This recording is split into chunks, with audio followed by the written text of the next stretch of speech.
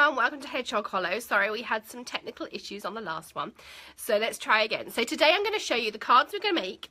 I'm going to give you a cutting recipe, which will be a Facebook post on my wall, and I'll also put it in the comments under the video, so you can search for it in both of those places. And then we'll round it up as always next Monday. But if you want to follow along with us this week, this is what we're going to make. So we have 2 cards. The first one is this one, which I think would be a perfect Valentine's Day card. You could do it as a birthday card, whatever you like. My sentiment I went for was a very happy birthday, but I think it would also make a very traditional, nice Valentine's Day card. And then the second one we're going to make is a Mother's Day card. Again, you can make it a beautiful happy birthday or a thank you or thinking of you card for a mum as well. So let's go into both cards in a bit more detail and let me give you your cutting recipe. I've written them both out here. So this is the card. We're going to be doing some faux watercolour on here to make it give you this lovely effect. We're going to stamp our sentiment. We've got some ribbon details in the back, and we're going to use the lovely Floral Boutique DSP. So for this one, you can do it either through half a sheet of A4 or half a sheet of 8.5 by 11. You can hear my assistant. Let me just pass her a bottle that she's lost. There we go. Sorry. So you can do either, and I've got cutting directions for both. So you either need half a sheet of Whisper White, and that can be the 8.5 by 11 or the A4. So cut that in half and score it down the middle. We need some DSP. Now, if you're doing the A4 size DSP, let me bring it over here. It's 4 by 5.5 inches. If you're going to do it with the 8.5 by 11, it's 4 by 5.25. Then you're going to need some shimmery white, and I've just used a scrap but 3 by 5 inches. Some Night of Navy and some shimmery white for our sentiment down here too. Again, don't worry if you didn't get that, it's all going to be on a separate post. And then our succulent cards. So we're going to do one of these beautiful succulents. I'm going to show you how easy they are to do. We're going to do some more watercolour in here and make it look absolutely stunning, like you're the perfect artist, and it's so easy. We're going to put the bow detail, we've got our nice stitch framelets, and then you can choose the appropriate sentiment depending what you want to do down at the bottom. So again, you need half a sheet of crumb cake. That can be 8.5 by 11 or it can be A4. You need some DSP. Now this is the So Succulent DSP that I've used, and that's 4 by 5.5 A4 or 4 by 5.25 for your 8.5 by 11 size. So you can pre-cut if you want to. Then you need a scrap of crumb cake for the oval, some shimmery white for us to stamp on, and then my succulent here, I've done a mint macaron around the edge, excuse me, and then some sweet sugar plum in the middle here. So they're the 2 colours that I used if you want to go with that, and that matches the nice succulent paper here. And then just do a scrap of shimmer here for our sentiment, and that is all you're going to need. So tomorrow I've got my shimmer card here. Now you can use watercolour paper if that's all you've got too. I'm going to use my Night of Navy pad and my Mediterranean Moments stamp set. I'm going to use this lovely scene here. Let's pop that onto a block, and I'm going to ink it up with my Night of Navy.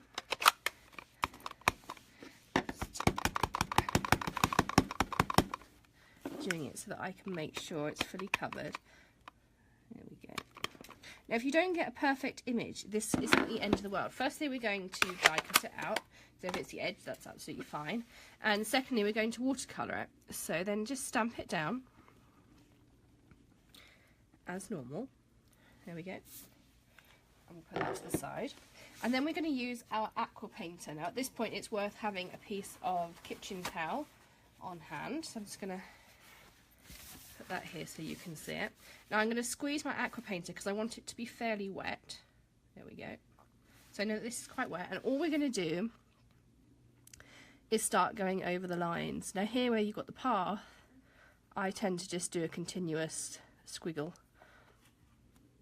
over them all and make them come together. So you can see I've got a nice watercolour path, and I'm just pulling all those colours into one another because I want it to pull all the way up to here. Now on something more detailed like my bench, I actually go over a little bit more carefully. Welcome to those of you who just joined us. So all we've done so far is stamped out our image in Night of Navy, and we've made our watercolour brush quite wet just by squeezing it onto some paper towel, and then we're going over the lines just to make them look like a watercoloured line rather than a stamped line.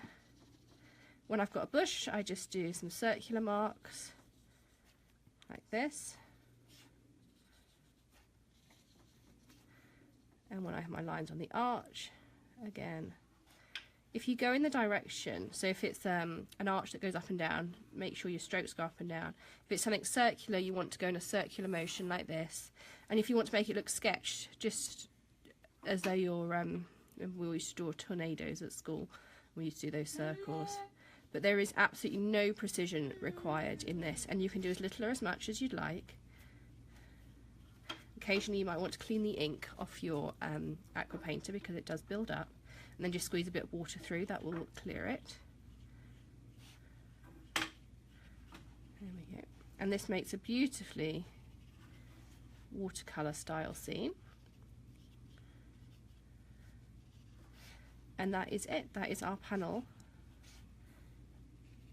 completely done. And you can play with it as much, like the more water you put on, the more you'll get. If you want to do it more with the dry brush, that's absolutely fine. If you want to leave some marks like I've done there, you can leave those. You can add as much shading as you like. I'm no artist, so I don't really know where the shading should be. And I also show you the finished one that I did, so that's slightly different again. So I left some more areas lighter. So we're going to put that to the side to dry. Now I would recommend just leaving it to air dry. Don't use your heat tool on it particularly. Because it will move the water around. It might not be the effect you wanted. And the other thing we're going to do today is we're going to stamp our sentiment. So I've cut my 1-inch strip of shimmer paper here. You're going to pop it into your banner punch. And I always do my banner piece first so that I know my sentiment will be exactly where I want in regard to this piece on the banner. And then what I do is I take a piece of low tack painter's tape, which you'll find a link for on the blog, and I'm going to just put it over this banner end to hold my piece in place, because the worst thing is when you've got a small piece, you're trying to stamp and then you get near it and you move it. That's one of the worst things that can happen to you. So for my sentiment, I've used the Oh So Succulent set, and these are the only stamp sets. We're going to use both these sets on both cards this week. Now when I pick up a sentiment with my clear block, rather than getting it wonky, if you put it on a table, you'll see it's loose and it naturally is straight. And then just press down with your block and you'll pick it up. And I'm going to use some real red to stamp this out.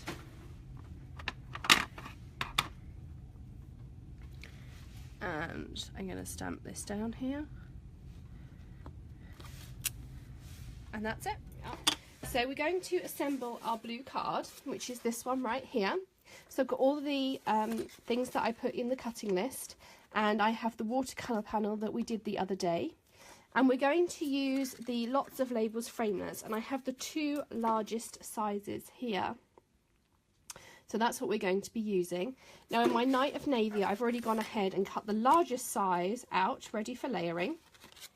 And now we're going to cut out our watercolour panel with the next one down. So to do that, you can either use the magnetic plate, or I'm a fan of using the surgical tape. So I just take off a little piece like this. Hi Debbie. And I just put it lightly onto my jeans or my jumper just to take a lot of the tack off. And I also quite strategically make sure it's on the edge of the die and on the part that I'm cutting off. So if I wanted a frame, I'd put it on this side, but for this I want it on that side. And I'm going to pop this through my Big Shot with just a normal framelit sandwich. So that's my base plates and my cutting mat.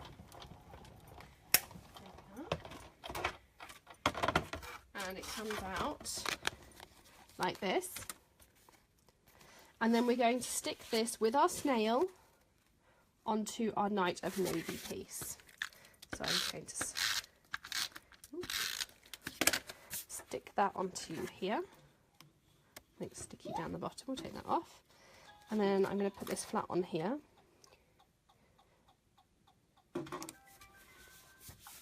Like so. So that's all layered up. Then I have my half piece. You can either use A4, 8.5 by 11, scored down the middle. And I'm going to stick on my piece of DSP. So this is the Floral Boutique DSP out the annual catalogue. I'm going to do that. And I'm going to stick, I'm going to stick this onto here, as central as I can. And then I did a piece of the red ribbon. Now you can either stick it just straight across like I did here and then just snip it at the ends, or you can do a bow, and I'll show you the bow option on here. So if you wanted to do it this way, what I would do is normally I take a framelit, I put my snail across, and I use that like a guide, and that's how I stick my ribbon down, and I would snip it at either end. But another option for you, so I'm going to use these foam strips because these add a lot more, these are a lot higher than the Stampin' Dimensionals. Let's try not to take the paper off. And if you have them and you run out of dimensionals, you can use these as little squares, or you can use strips. And the other reason I wanted to use these is I'm going to be sending this in the mail, and I find that these, because they're designed for shakers, they're a little bit more robust. So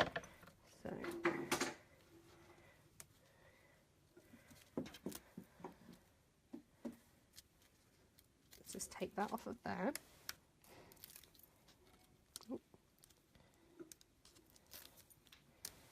And then we're going to stick this down into the middle. And I have our sentiment that we cut out the other day using the banner edge, the banner punch. And I'm just going to snip that with my scissors. You could use your cutter if you want to. And then again, I just put a tiny bit of snail just on the side that I know I want to stick onto here. And I align my cut edge with the edge of my DSP. And finally, I'm going to show you how I tie my bows, because I've had a few questions. So I make one loop over my finger there, and make a second loop here. So I'm holding in each hand a mini loop, and I just knot them together, and I pull, and that is it. You can hear Tilly on her VTech phone. So that's it. And then I just snip my ends at an angle, because I think that gives it a nice look. And that's a finished bow. And then to stick it on, I would use some glue dots. So let me just find my glue dots. There we are, there's one here. So I pick up a glue dot on the back of my bow, and I'm going to just stick it on the top of my panel as though it's hanging a watercolour. And that is your first card finished. Okay, so this is the card we're going to aim to have done. And the first thing I'm going to do, I'm just going to grab my pen out, which I forgot, is we're going to build our succulent. So this is where we got to the other day when we sponged all of our pieces. Now, one thing I forgot to mention to you is you can use the Whisper White pad to add some of that dusky detail that succulents tend to have.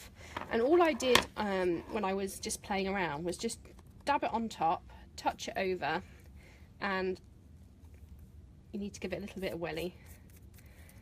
And then you see you get these lovely little white spots on here, which are just like the ones you'd get on a succulent. So I put it on, and then I just kind of use my fingers to smear them in. And when you look at mine on here, you'll see there's some of those white details that just look a little bit dusky. You could also use the white pen. I tried that on some of my top layers, so let me just show you how I did that. So I just took my white pen, I rolled it first onto my hand to make sure it was going, and then I kind of just scratched away. And this is a little bit more time consuming, but if you do want some of those white details on there, you can do that as well. So we're going to assemble our succulent. So for that I have my 4 succulent pieces, and I have my mini glue dots. I start at the bottom. I'm just trying to find where my glue dots start. So I'm going to glue this one on first. I'm going to pick up a glue dot, and then you want to offset it so the petals of your next layer go in the middle of the gap of the previous layer. So we stick that one down. Then you stick your next one down again, put them in the middle, and offset them as much as you can, like so. And then we're going to do our final layer. And then before, excuse me, before we do our embellishments, we're going to make our succulent stand up. So you're going to put finger and thumb in the middle like this, and we're going to flick.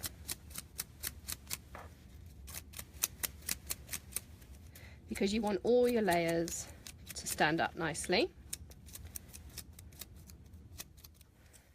And this is the quickest way. You can spend lots of time if you want to, but I found this was just effective. And then I took my bone folder, and on the bottom layer I just curled those petals under so that they looked like a nice succulent. So once you've flicked all the layers up, just curl the bottom one back down again. And then the last thing I did, just to give it some added bling, was I took my Wink of Stella, give it a little bit of a shake. Nope. There we go. And then I just very carefully, almost like a caress, from the middle out. From the middle out.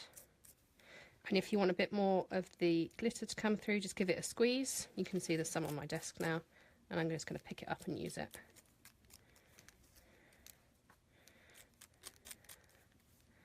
There we go.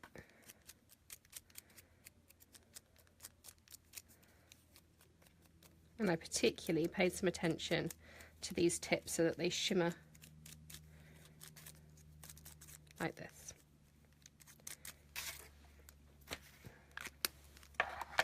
And excuse me, I've still got my card. I'm just going to grab a baby white. This doesn't get all over my card. Just pick that up. So that's your succulent. And then to give it the final detail, I use some pearls in the middle. Now you can either use the metal rimmed pearls like I did on this one, or you can use your standard pearls. And I'll do this one with the standard pearls just so you can see the difference. So that's the difference in the details between them. So you can take your pick. And then we can start assembling our card. So we need to do our big shot. And for that we're going to use the stitched framelets. And we're going to use the two largest ovals. So the largest oval is going to go onto our piece of scrap of crumb cake. So I'm just going to put that straight through the big shot, which is next to me here.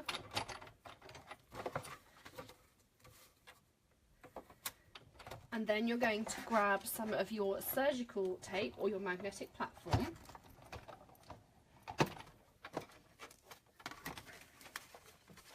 So that's our layering oval.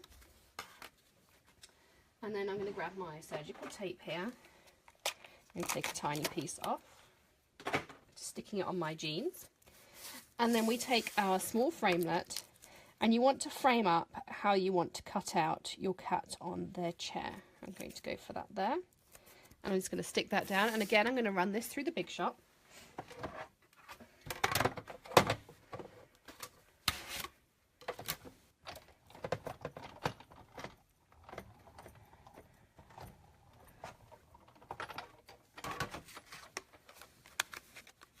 There we go. And they are all of our elements that we need to complete our card. That's our stamp sentiment that we did the other day.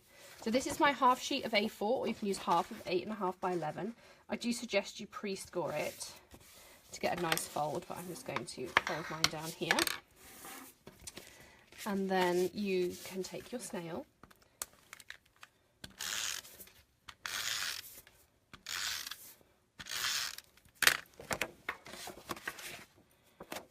And I'm not sure if this paper has a right or wrong way up, but I tend to find there's a way that I prefer it on my card. So we're going to stick that down nice and central. We're going to stick our two pieces of our stitch framelets together, like so. And then I'm just going to use some dimensionals to stick that on.